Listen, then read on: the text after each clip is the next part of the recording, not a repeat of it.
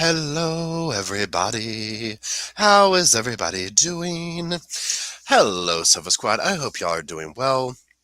Before we get started, please drop a 1 if you can hear me, because if you watch me, you know it is on brand that I would talk for 20 minutes without knowing that. There we go. Um, Thank you, Jenny. I hope everybody's doing well. I just joined the thing myself, so let me drop a few little things in here to get it going. Little Roscoe's and case closed and can't roll my eyes hard enough. Anyways, I hope y'all are doing well. Uh, pardon me. I hope everybody's doing well. Now, I'm going to apologize. Y'all can probably hear it in my voice. Y'all, I have progressively come down with something since starting yesterday, and I am just like, oh my God. So I apologize. I sound very stopped up. Um, but that's okay. We're gonna laugh our way through it. Now, if you are new to this channel or you're coming from the other channel, a couple of things. This is the podcast channel. Make sure you're subscribed. It is different than the main channel. Over here on this channel, we go live. We do stuff like this. Recently, what we've been doing is just going over documentaries. And so that's what we've been doing. So on the main channel, I will record this, although I'm probably not going to do it definitely minimum tomorrow till my voice, this clears up. But I'll do this and it'll be more of like a what do you call it? An edited version of this. So if you're not into live chats and stuff like that, I get it. You can listen to it on the main channel in like 3 or 4 days. That being said, okay. Y'all, so a couple of things. Today we are going over Abducted in Plain Sight. This is a documentary. Hey, Chrissy. Um, this is a documentary that is actually we have gone over years ago on this channel. However, there was a follow-up to it that I did not know about and was told about. So I said we need to do this one again to get us all on the same page. Pardon me, and then do the other one. Pardon me. Let me just get some water and do the other one. So that's what we're going to do. Now, this being said, y'all, we need to give a couple of warnings. First of all, if you've watched this, you already know. Okay, this is next level. 100% drinking from the cup at the numerous times. Okay. Also, this gets very touchy because it's very odd in the way of the victimization, because some of it's like what, kind of a thing. So I consider Jan a victim of both her parents and the dude. Now, I understand that Jan has come to terms and all that kind of stuff. Great. What is presented in this documentary, that's what I left it with overall. Like, the fact that her parents like putting her out there and this kind of thing. So there's my take on that. Now we'll talk more about it, but just so you know, because I know there's some parts of it that, and looking at comments and stuff like that, like in the different comment sections not here, that people are like, how could you believe the aliens? How could you believe this? And there were times, and we'll get to it if you don't know what I'm talking about, that I was like, huh? But she was a kid. And then when I look at the decisions that were made by the parents, I'm like, that's how she arrived at that, right? So anyways, so there's that. So what we're going to do, and the way we've been doing these before, is I literally watch these documentaries and I make notes as we go through them, and I just come through here and read them and discuss them, and that's what we'll do. Now, just so you know, next week we are discussing the follow up, which is A Family Friend, True Evil. There is two versions of it. There is the dramatized, however you say that, like the fictionalized version of it, the reenactment of this, and then there's like a documentary of like a follow-up. So we're doing the documentary. Okay, just know that. Okay, you know what I'm saying. So there's that. So let me get some water.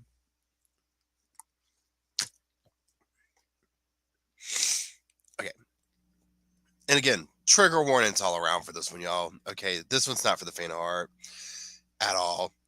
This one's rough. I'm just gonna say that. Real rough. Okay, 60-second overview on this. Jan, we're going to say the main character. Jan is a central victim in this case. That is a central person. Um, she was essentially abducted twice and victimized by her neighbor. His name was, there's two Bobs, the dad and the neighbor. The neighbor we will call B. Thank you, crazy retired lady. I appreciate it. His name was B. The dad's name was Bob. So, know that. The parents essentially continually let this happen by making poor decisions, by being very naive, allegedly. However, we'll talk about that. So that's essentially what it was. Now you can imagine that other things come from this. Um, she later in life, when she gets to be a teenager, starts to realize, wait a minute, this isn't what I thought it was, and starts the realization of her victimization, you know what I'm saying, comes to light. So it's documenting how this guy went to this family and destroyed this family. Okay. So anyways, there's that. It's called Abducted in Plain Sight. And again, I'm just going to go through my little notes and read through these. Okay. So Jan is essentially, now some of this you might be like, Paul, you just said that, but here it is. Okay, so Jan is essentially the centerpiece of the story. It opens up with us hearing her abuser talking about her, but then it switches to her family's perspective. Her father, Bob, and her sister are talking about the relationship they had with her and what that was like, and what she was like, Jan was like as a kid, which was your normal vivacious, child. You know what I'm saying? So this is happy go lucky, all this stuff.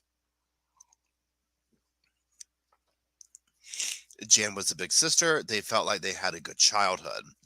The mother's name is Marianne and the father is Bob.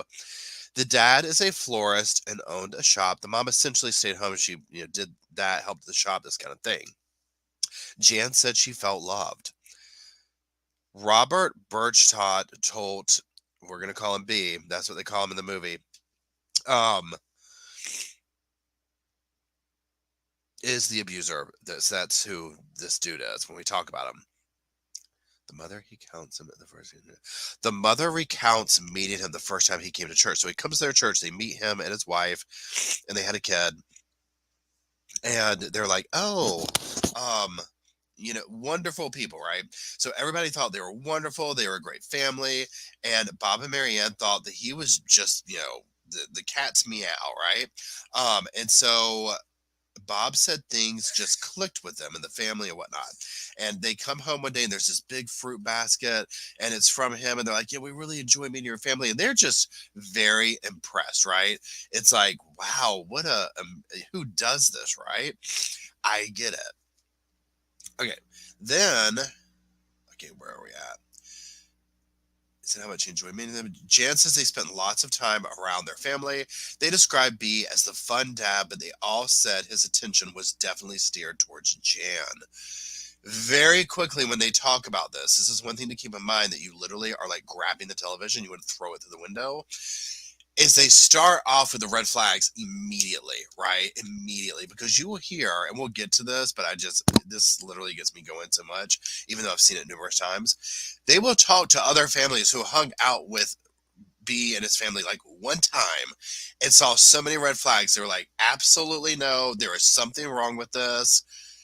No, we are not hanging out with this. So it infuriates me when I hear Marianne and Bob, Jan's parents, talk about how integrated they were, but all these same red flags, it just went phew, right over their head. So it is what it is. I can't change it, obviously, right? So there's that. Even the mom says he gave special attention to Jan and it annoyed her and the father. Absolutely done. Stop. No, this neighbor who's not any kind of a relative, and even then that's questionable, right, is giving your daughter this extra attention, and it's weird and creepy. End of story. End of story. Okay. Now,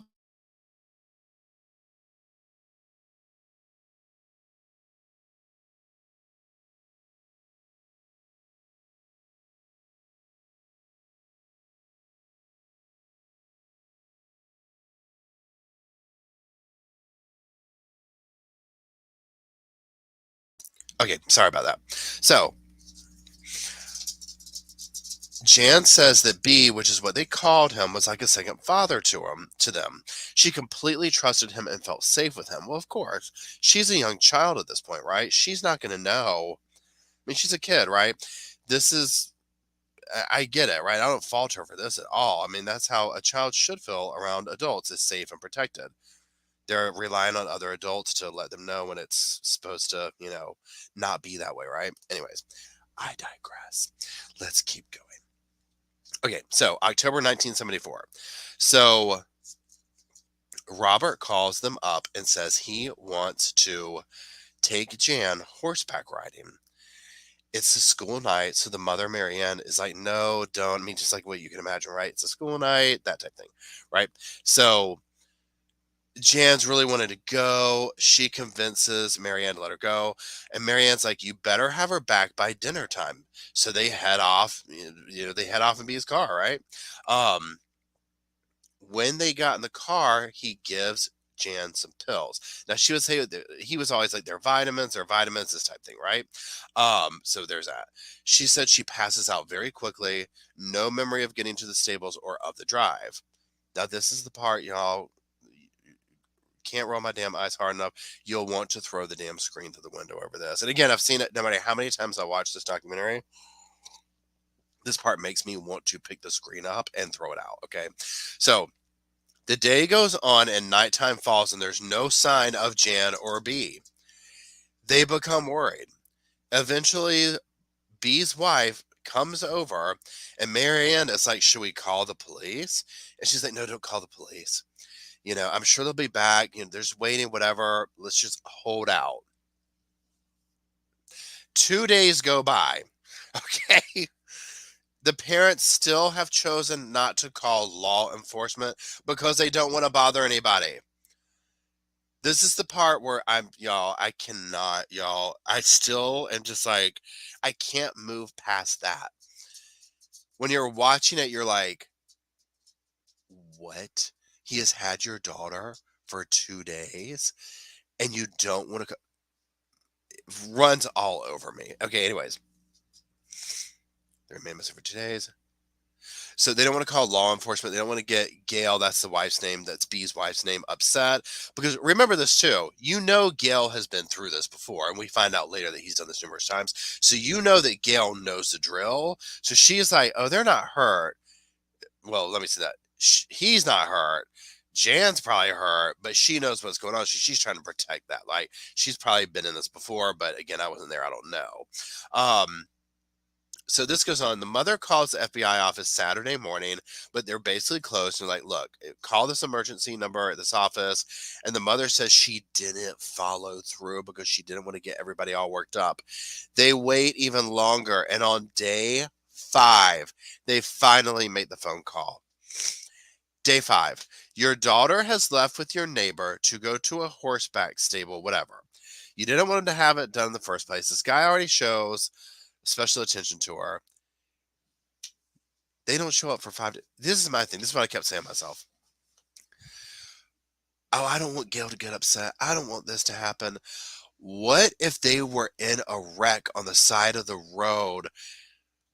What if they were in a lake? What if they had both been or kidnapped? That's what blows my mind. They could be sitting in a wreck somewhere upside down in a car at minimum, right?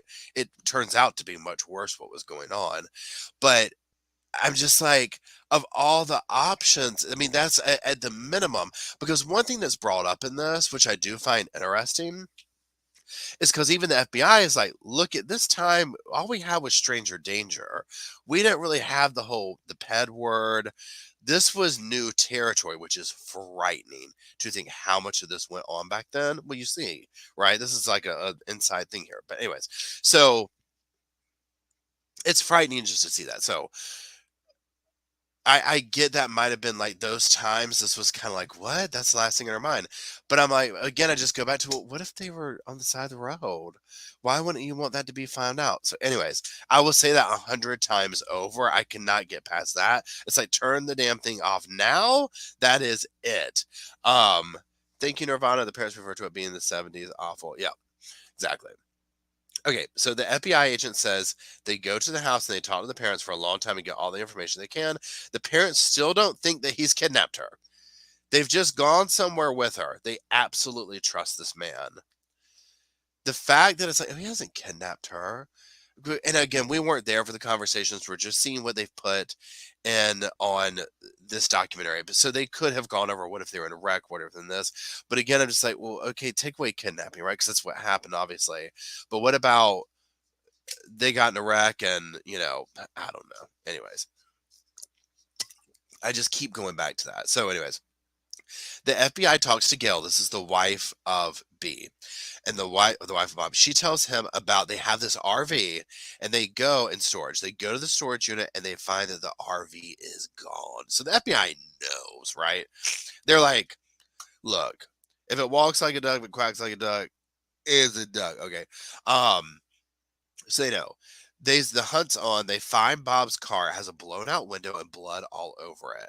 But this is basically a setup that he did. It's fake. This guy's good, okay? Like he knows how to cover his tracks. They find the motorhome tire tracks. They find the motorhome tire tracks of the car and a set of footprints. So they think what happened is he carried her because she was probably drugged. He took her to a location. He had drugged her. She passed out. He put her in the motorhome and they left. This goes on for weeks. Weeks. She is missing. I mean, the one thing that I think about with missing children cases is, and this one hits a little bit different because it's almost like the circumstances surrounding it. You wait a week, all this stuff. It's almost like that whole thing of when your child first goes missing, they don't come home that night. And you're like, well, they'll be home in an hour. And I'm like, how could you ever fall asleep again? The level of anxiety and stress. And obviously, I'm not shaming anybody for being able to go to sleep after their kids missing, but I'm saying like that natural instinct of worry of, oh my God, well, then you have this. And it's like, okay, well, we'll just wait 5 days. We don't want to upset the neighbors. We don't want to make a rustle. Okay. Not to say they weren't worried sick at the same time. There could be two things at once, right? So there's that. Okay. Okay. So then they talk to B's brother, Joe.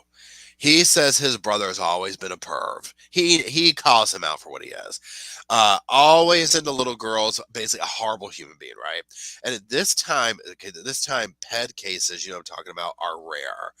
He had done this to other families, but they put a stop to it. And then he met Bob, Jan's dad, and his family, and they fell for it basically. Jan and her sister talk about when they were growing up and they shared a room at one point. This part right here gets me too. Bob is like, hey, don't you all want your own room, separate rooms? And he makes one for the girls. He basically builds a wall dividing their rooms. This gives him a chance to be at the house, and it also separates Jan from the sister. He is able to isolate her even more. Now, again, this is like leading up to the kidnapping, right? It's not like he kidnapped her or whatever. So this is jumping back and forth to like things that happened beforehand that led up to it, right? I'm trying to wrap my mind around a strange man, not a strange man. He was their neighbor. They thought they trusted him. Letting a man in your house build a wall in your daughter's room so they can have their own thing. I can't. I can't with that. Oh, thank you, Emily. It flies against all reason. Anyways, another neighbor. Okay, here we go. Another neighbor says that he has a habit of kind of whining and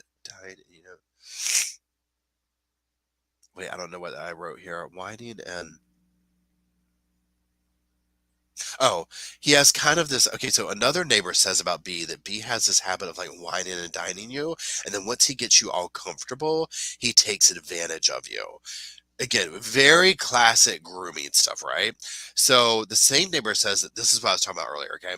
The same neighbor says that they spent a day at the lake or something like that with them, meaning the Bob and Marianne, their kids, be on them, like with them. And he could tell that something was just off at night, right? There was some kind of special attention he was given to Jan. And he says, right then and there, he told his wife, that is the last time we will ever do anything with them. We don't want anything with this business. No, done. That's what I'm talking about. And I get everybody's different. I understand this. So I'm not trying to say that one person's red flag doesn't register with another. 100%, I understand that. But this is what I'm talking about. Where in one instance, and the FBI said that too, like he just goes from family to family until he finds somebody that, like this family, where he can get in and find these weaknesses and exploit and destroy the family to get to the child, right? And that's what he did. So, there's that. Anyways, let's keep going to the next thing.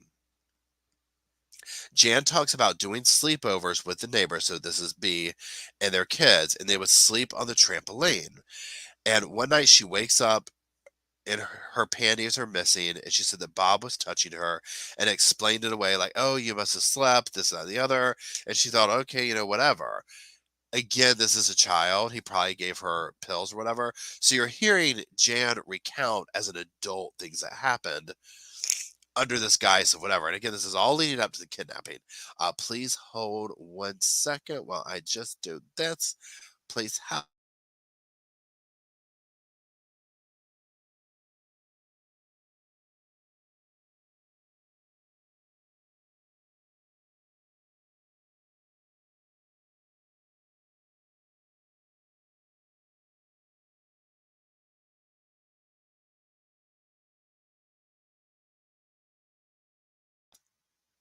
Okay, sorry about that. I'm having to tend to my nose here, and there's no way I would do that on the camera. It's horrifying sounding. Okay, I apologize, y'all. This literally snuck up on me all day long, and I was like, I'm not going to cancel this. We have so much to say about this, right? So I was like, we're going to do it. Okay, anyways, so sleepovers. Okay, yeah. Sister describes a time that Jan went on vacation with B and his family. And when they came back, B described these weird scenarios of Jan. Like they would be at dinner, she'd start wobbling at dinner and almost passing out. He'd have to take her back to the hotel room, you know. And Roscoe, honey, we okay? Roscoe, he's having a little moment. And she remembers that at one time on this vacation, waking up and seeing Bob without any clothes on. He was giving her the vitamins. So he's just doing what pervs like this do with children like this, okay? So, anyways, FBI agent says the parents never saw this coming. Okay. They fell right into a trap that he knew in order to get to Jan, he would have to destroy them first. It goes back to 2 years before the kidnapping. Thank you, Iona. Mary Ann says he caught her. Oh, Mary Ann says he called her, that's the mother, from the furniture store. And he's like, hey, Mary Ann, I can't get out of the store today. B owned a furniture store. I can't get out to lunch today. How about bring me down a sandwich here? And so she says she went down there, and B basically started being like, oh, baby, you're a really beautiful lady. Those legs are really good looking. And all this kind of stuff. And she, just going on and doting on her. And she's like, I didn't hear this stuff from my husband. And this was the beginning of an affair, an emotional affair in the beginning. She went to a church. Okay, so then fast forward. She goes to a church function with him, and they took a trip to the mountains, and they get frisky. She returned home and tried to forget, but she was hooked. You know what this reminded me of? Is the bridges of Madison County, I think it was. We're almost like this. She'd been married to Bob for a while. We're going to talk about that in a second. This dude's finessing her, telling her she's pretty, telling her she's this, telling her she's that. Thank you, crazy retired lady. This, that, and the other. He's waking up something that has been asleep in her, and she's probably intoxicated with it. Again, B knows what to do. Okay. So we'll talk about it in a second. Hold on. So, okay, now this part, y'all. Okay, y'all, brace your damn selves for this one. We will have to take a slight side story during this, but literally buckle your sofa seatbelts up over this one.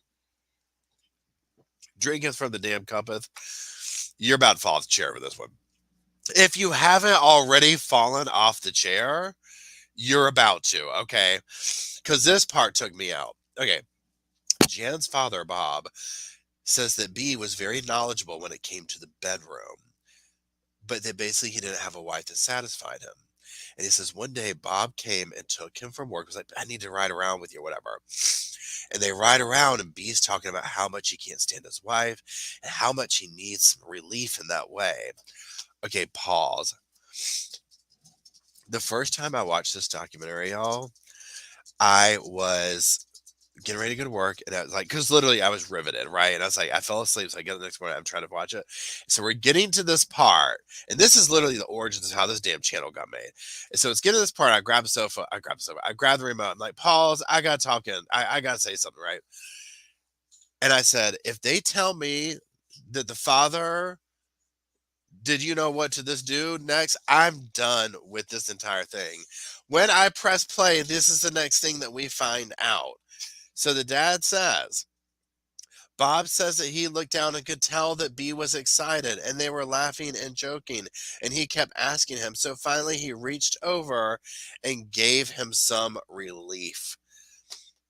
Y'all, it's not funny, but it's so shocking and disturbing that my nervous laughter kicks in. I was like, I had to go to work after this. Okay. Damn near had to call out sick. Damn near had to call out sick. Damn near needed hazard pay to go into work.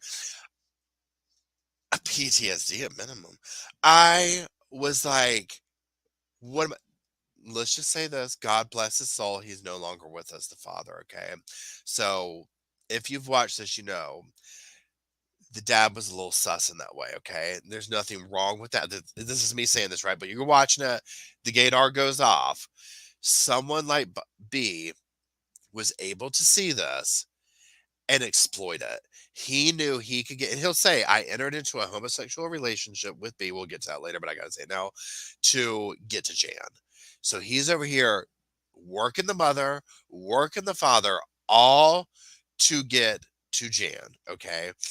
Now, also, when the mother's talking about, like, oh, he told me my hair was pretty, and, so I kissed him, you can kind of guess that maybe whatever was going on. These are very naive, innocent, kind of not innocent, but like, you know what I'm saying? Like two naive type people, Mary and Bob. So I'm like, yeah, I can imagine Bob's probably not coming at you like maybe a man, like a lot of men might. And so when this dude did that, she was probably like, oh my God, enamored. Well, then all B had to do was turn around and tell Bob he had pretty hair too. And he was like, well, I kind of like you too. So sheltered. Yes. Thank you, Broken Scout. Very sheltered people, very little like life experience, I'm guessing. So, yeah. So he's doing the mom and the dad just to get to Jan. But you see also where then the bias comes into play, right? You know what I'm saying? Because he's doing this. It's like, thank you, Lynette. Appreciate that. Hopefully tomorrow I'll be better. I appreciate that. Okay, so no, we don't need to do that. There we go. Okay, so anyways, let's get back to my notes. Okay, so Jan's father finally reaches over, gives him relief. Okay. And okay, then they enter into what sounds like a police interview, right? And it's B describing how he entered into a homosexual relationship with Jan's father strictly to get access to Jan. He had a fixation on Jan, but he does not know why. Okay. Where's my water? In 1974, he was essentially reprimanded. Thanks, Sarita. I appreciate it. He was essentially reprimanded by the LDS Church. He sought counsel with them, and they even sent him to some kind of psychologist in California. Again, y'all, this part, I cannot. Okay. They sent him to the psychologist in California to help get over the obsession with Jan. So he comes back and he tells Mary Ann and Bob that when he was a kid, he had relations with his aunt, and basically he's trying to get over his own abuse, and that one of the forms of therapy is for him to spend time alone with their daughters, specifically Jan, and they agree to this. He offered for them to call the psychologist and he could explain it all. They're like, no, we trust you. So he would go to Jan's room. Remember, he built the room out so she could have a room to herself, right? And he would lay down next to her and play these tapes and listen to them. It would be about her caressing him. The mother says, we are uncomfortable with doing this, but it was part of his therapy. I was like, what? Why would he take precedence over you being uncomfortable with your daughter? Why would you put her out there like that? I mean, Jan didn't stand a chance against her parents allowing this to go on. It just, After all that's, and again, this is leading up to, remember, the kidnapping hasn't happened yet, but regard all these weird things. And I'm like, what you would let an adult man, I don't care if it's a damn woman, anyone that's could talk about, I got to get over some therapy, and my therapy is lay in the bed with your daughter. Are you serious? No, leave. And there's a restraining order against you. Anyways, it would later turn out that the therapist who he got this from was not licensed and actually had their license revoked. Shocker, right? I know, spoiler alert. Okay, the narrative switches back to her father. He says they never had an inkling that he had these desires for their daughter. In fact, they didn't really even know what a chomo, you know what I'm saying, child, what was at this time. He says, I don't know how we were so gullible. There were so many red flags. And I believe him. Like when he's saying this, the sad thing is I believe him. Because it's like, he's sitting here like, we didn't see it. I'm like, yeah, y'all didn't see this. Y'all didn't see this at all. Okay. I just don't know what to say. Court transcripts would show that B slept in Jan's bedroom 4 times a week for 6 months. 4 times a week for 6 months. He does this right up until the day that he abducts her. Y'all, this is a full-blown relationship. She's like, what, 12? 11, 12? Like, she's a kid.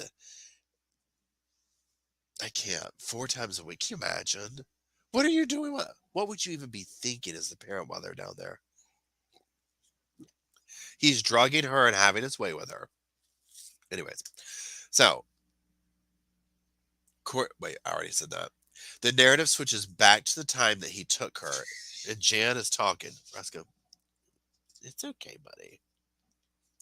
Jan is talking.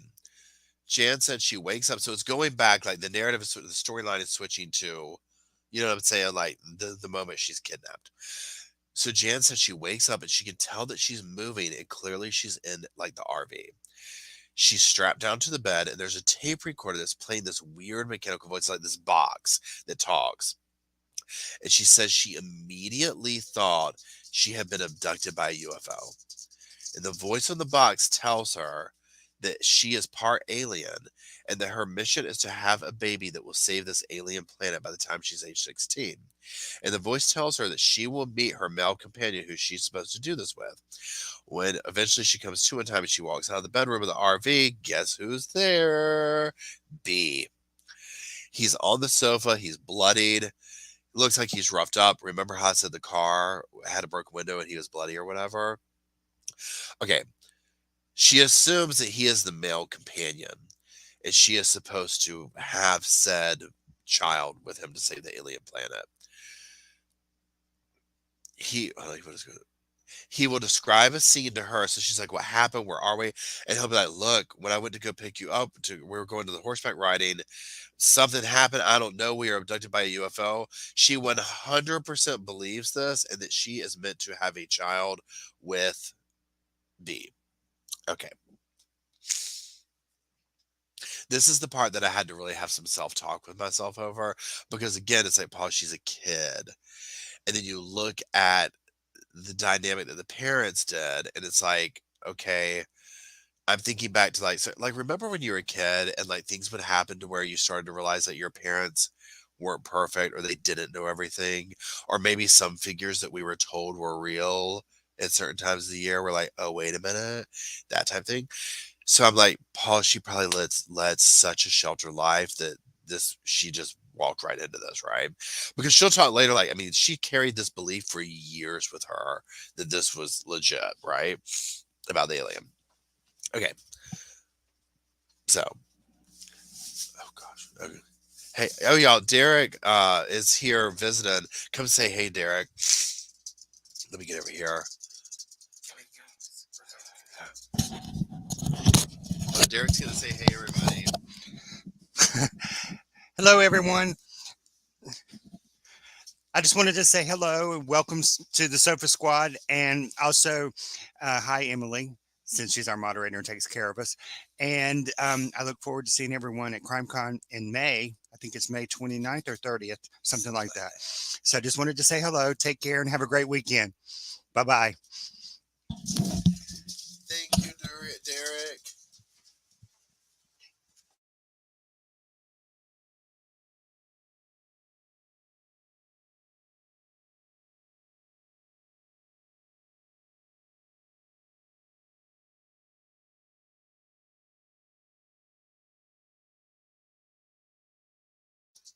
Okay, sorry. I had to tend to my nose first. So that's Derek. That's my best friend. And if you've or at CrimeCon, you've met us. He'll hang out in the live sometimes. Him and his beau are here visiting. We went to go see Pet Shop Boys concert movie today, and they're cooking dinner. I'm very spoiled. Anyways, let's keep going. Okay, so the narrative switches back to B's brother, and he says that he got a call from Robert. So this is like when this thing's going on, right? This kidnapping, and they figure it out in the whole 9 yards. He gets a call from his brother, and he's like, "Look, I need to get permission from Mary Ann, the mother of him, to marry Jan in the United States."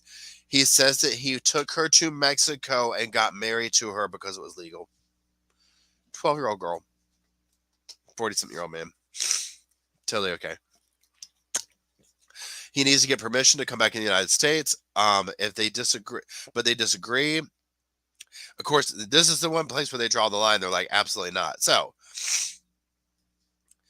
then the brother's basically like, you know what, this ain't right. I'm going to take him down. So basically, he calls the FBI and works with him. They track him down in Mexico. Once they are incarcerated, so they go and arrest him and they get her and all this kind of stuff. So once they're incarcerated, she says that Bob traded his gold ring. So we're back to Jan talking. Bob trades his gold ring with one of the guards. I'm sorry, B trades his gold ring with one of the guards so that he can talk to her. So they bring her to him. And he says that basically he's like, he says that he says he was visited by the alien people and they told him to tell her she can't talk about certain things. She cannot talk about the pills that he gives her. He gave her and about any of this. She can't talk about any of the stuff that would lead back to what was really going on. The aliens, the plan, any of the stuff. He said if she talks to other men in general or anybody about what's going on, her sister is going to go blind and they're going to take their father away. Like bad things will happen basically. So, you can't tell anything, right? So there's that.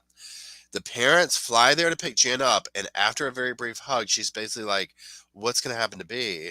Why did you call the FBI? She's not happy that this is going on, right? She's pissed. B is brought back to America and charged with kidnapping. They have her taken to a physician who says that her hymen wasn't broken. So they don't think that she's been SA'd. At home, Jan is very standoffish. She doesn't really talk about much. And so said she wasn't kidnapped. Jan said she was mostly concerned with accomplishing the mission. So in her world, she's thinking, I have to save this alien planet. This is what we're doing. And these people are in the way of that, right? So there's that.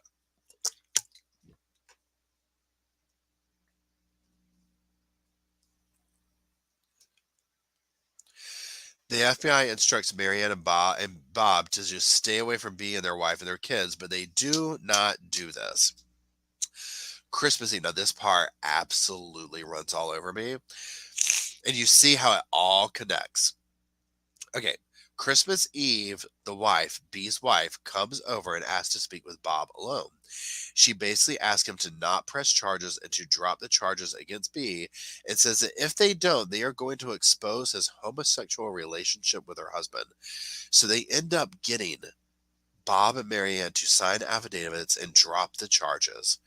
There's a public backlash. The trial moves forward and nothing happens. He gets away with this. Y'all. And even the FBI is like, they chose their own selfish reasons over their daughter. Like, this could have come to an end very quickly, but they didn't want to expose themselves. The dad owned a floral shop, and so maybe it was like, oh, I don't want to expose my business. We've already seen that, it's like, oh, Bob needs therapy or B needs therapy to sleep with our daughter. Sure, go ahead. So their concerns are very not like, during this time what ours would be, right? So anyways, Jen says that, hold on, the problem before. Jan says that B would still come to see her.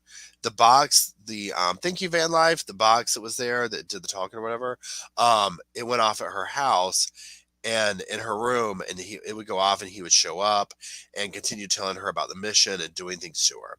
She would get notes at school that would say, go to this payphone or that payphone and be waiting for me there. She got love letters from him and she would write them back to him. And Jan says that the shift from loving him like a father to loving him like a man happened. And the mother says that Jan came to her and says that she wanted to marry him and have children with him. Now, this is the incredibly unfortunate part about this. Pardon me.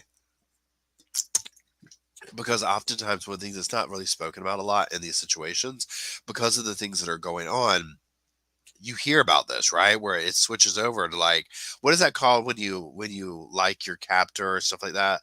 It's very confusing for the victim, and it's incredibly confusing for them, especially in situations like this.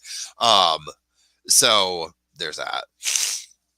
Thank you, HSIN. I greatly appreciate it, and hopefully by tomorrow I will. Thank you, thank you.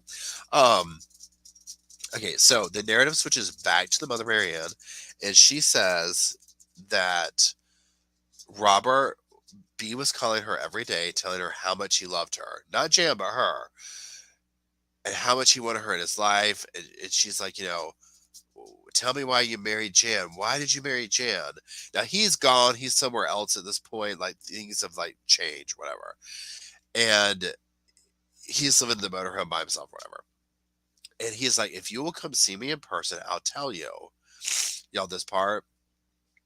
So she goes to his motorhome, wherever it's at, and he kept telling her how much he loved her, and they end up making love. He's kidnapped your daughter, married her in Mexico, and now you're over there sleeping with him. I, I just, I, I don't know what to say about that. So, 5 days later, she knew she had messed up after she slept with him. 5 days later, B calls Marianne's husband, so Bob, and tells her what happened. Because remember, he's doing this just to destroy this family to get to Jan. The narrative switches to Bob, and he says, that's when the real problems begin in our marriage. And I literally was over here like, that's when the real problems began? I pray some of it was the editing, right? That they just put them out on Front Street like this. We'll see when we watch the second documentary. Anyways. This affair lasts for 8 months, and she was in love with him. And during this time, he visited with Jan 9 times. Bob files for divorce, and Marianne has to leave the home to protect the kids. Obviously, right? Obviously. B calls Bob one day, and he's like, you're going to lose your wife and kids, buddy. And then he goes to Marianne and says, you just need to move in with me. You need to do this. And she's like, no, I can't. And he's like, well, look at what he did to you. He kicked you out of the house, And he says, you can get a divorce and the kids if you say he's a homosexual. And she goes to an attorney, and the attorney's like, girl, you need to cut the cancer out of this relationship, and it ain't your husband. Okay. So she basically has a coming to Jesus talk with herself, and they go home and they reconcile. There's that. Bob will end up pleading guilty to some form of a kidnapping charge, and he only ends up getting, after they reduce all these charges down, 45 days, but with good time, he has to serve 10 days in jail over this. 10 days in jail. Skates free. And we'll find out that he did this numerous times. After this, he bought a family fun center. The last human being that needs to own that, right? Jan insisted on going there to work one summer. She made the whole house miserable until she was allowed to go. She stays for 2 weeks. Jan says the mission continues. They continue doing, things between each other. And Jan says that she told her, hold on, B told Jan that he was going to divorce his wife, and Jan is very excited to get married. She says she was in love with him. So, but this time, Jan is in love with him, right? And again, this happens to victims in these situations where it forces them to make this transition. It's probably very confusing. So he's like doing the whole, I'm going to divorce my wife, baby. I'm going to do this. I'm going to do that. So she stays for 2 weeks. Oh, wait, I already said that. I'm sorry. So she continues to stick to the story that she believes she had to do this to save the alien planet. Jan goes home and it's really bad, and she eventually disappears after a couple of weeks. They wait another 2 weeks before they call the same FBI guy. At this point, y'all, at this point, I was like, there's nothing you can say. You kind of see it coming, you know what I'm saying? Like, because they're talking like she's fallen in love with him, not falling, she thought she was at the time, right? Um, you could see what's coming down the pipeline, he's over there or whatever. So, anyways, okay, so Jan goes home, it's really bad. Jan eventually, I said that. He's like, the FBI guy's like, are you kidding me? They record the home phone to get these calls that B, because B's calling them like all the time, like, have you heard from Jan? Like he's keeping this whole ruse up, right? Um, of trying to hear from me. He's like, well, I talked to Jan and this is what she said. Well, the FBI knows he's at the center of this. So he's pretending that she's missing. He doesn't know where she is either. This goes on for months. The FBI finally finds him. And inside, when they go to his motorhome, he had poster-sized pictures like a shrine to Jan. So creepy. One day, Jan calls home and talks to the family, and you hear them get on the phone. They burst into tears. It's so gut and heart wrenching. And she says that she still wants to marry him. And it's like, okay. Finally, one day when they are trailing B, they figure out where he has Jan. He had her hidden away at a Catholic school. He had told the nuns that he was her father and that he was a CIA agent, and he had her under there in a false name. So he is rearrested on a probation violation, and Jan has to go back home. She is super pissed about going home. She says she was totally gone. Family says she was distant, hollow, a shell of who she ever was. Hold on one second. Then, okay, I said that. Okay. Then one day his business is burned down, and they feel like B is behind it. Well, it turns out that B convinced a couple of guys in jail that he would pay them off if they burned down the building, and so they did. And B was able to beat most of these charges, and he's court ordered to a mental health facility and let out 6 months later. This dude got away with this for years, y'all. Years this guy got away with this, okay? About a year and a half later, Jan says she questioned the existence of the aliens, and B wasn't talking to her as much as she was getting older. Look, so let's pause there for a second. Look at the absolute destruction and devastation that he caused this family and her. And then it's like, oh, now when she's getting older, we're talking 16 years old, y'all. Still a child. Okay, this is what's disgusting about it. And this is where you're just like, this poor girl, it gives me goosebumps. She describes a moment of her mom calling her while she's at camp. And the mom's like, the dogs aren't doing well today. Well, she had talked to a boy. Now, remember that B told her, you can't talk to other boys or this or that. It'll mess the mission up, and so on and so forth. So she had talked to this other boy. And so she's like, oh my God, B said that something bad would happen, when I talked to this or did this. So I made the dog sick. And you could tell she believed this thought process. You know what I'm saying? And I was like, this poor girl. So, the dogs were sick, but then the next day, the mom calls and she's like, the dogs are fine. It was just, maybe an upset stomach. And then she starts to be like, wait a minute. Maybe the alien thing isn't true. Then remember they said that she had to do this whole baby thing by the time she was 16. Okay, so she turned 16 and nothing happens. And this is where it really solidified for her, like, wait a minute, this is not real. Like whatever. And again, you're getting more worldly, you're getting out there. She's going to camp, she's getting away from B. Okay. So wait, hold on. Okay. So then fast forward 28 years. It shows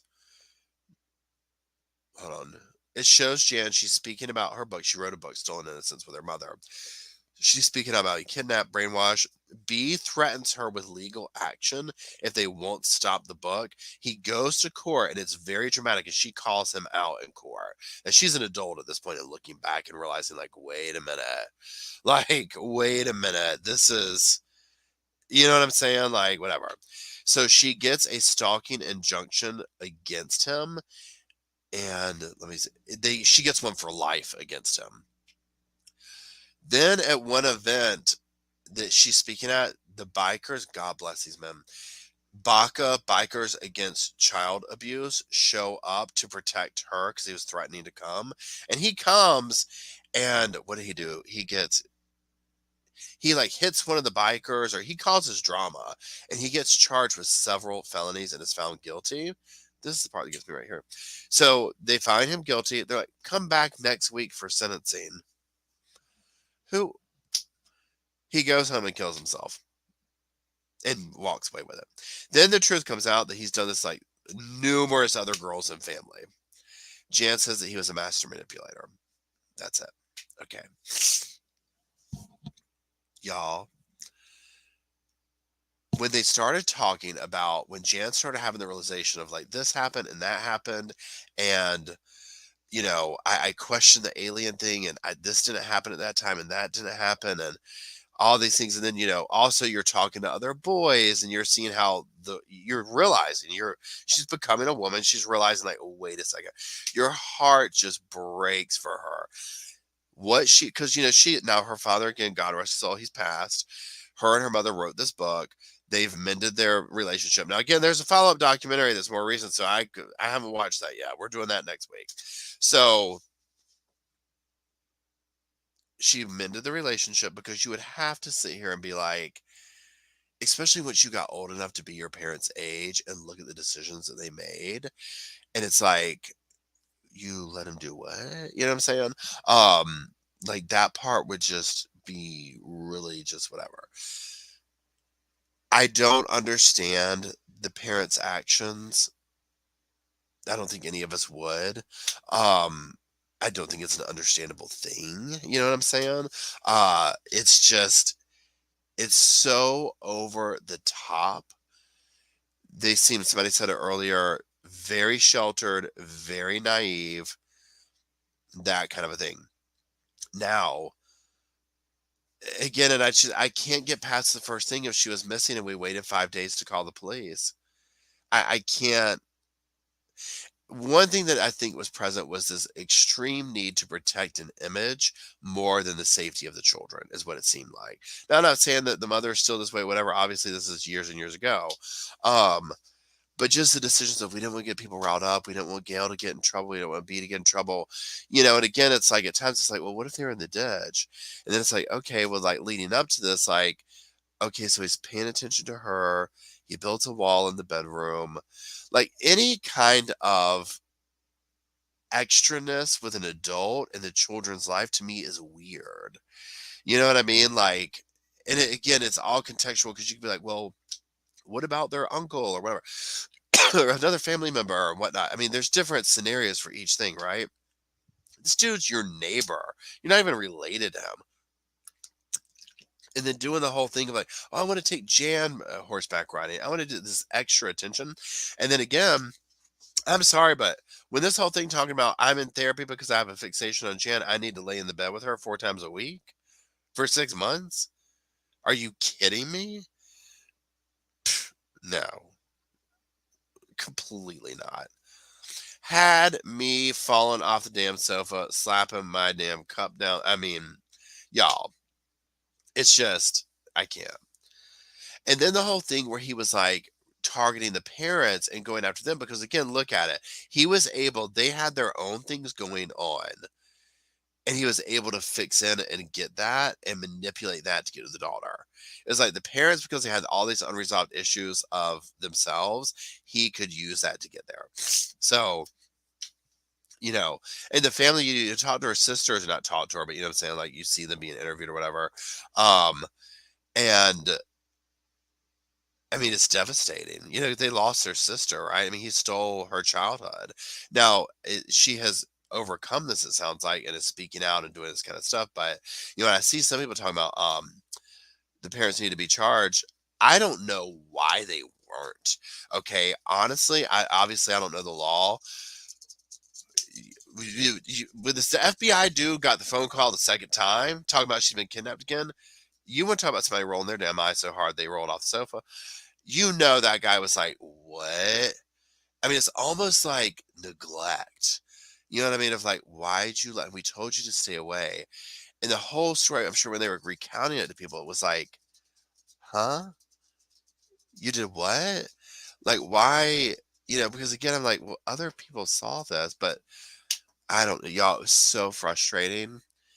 And again, it just I've watched this documentary so many times, y'all, over the years, because it's just one of those where it's like almost like I need to like I don't know, from time to time or whatever, watch it just to remind myself, like, my God, that could be so much worse, right?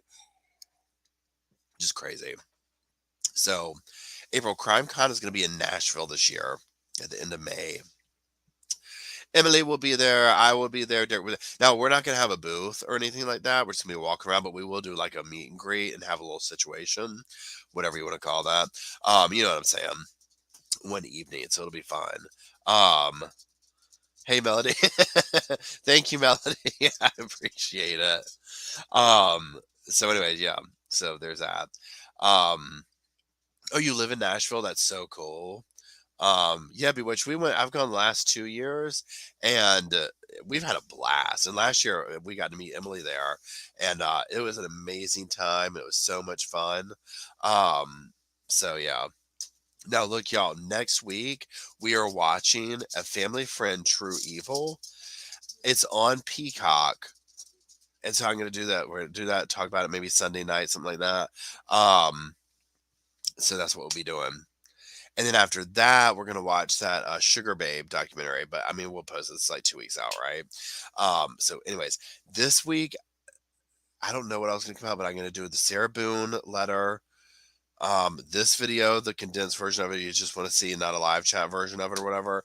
And then a couple other little update things. So, that being said, I am going to run, y'all, because I'm going to bed and getting rid of this cold. I'm sorry to run so quickly, but I was just like, this crap up on me all day and literally smacked me across the face. And I was like, but like I said, I was like, there's no way I'm going to postpone this. We have got to, whenever I watch this, I have to come back here and talk about it, right? To like sift through it. So, anyways, thank you, Emily, for being here, for holding chat down.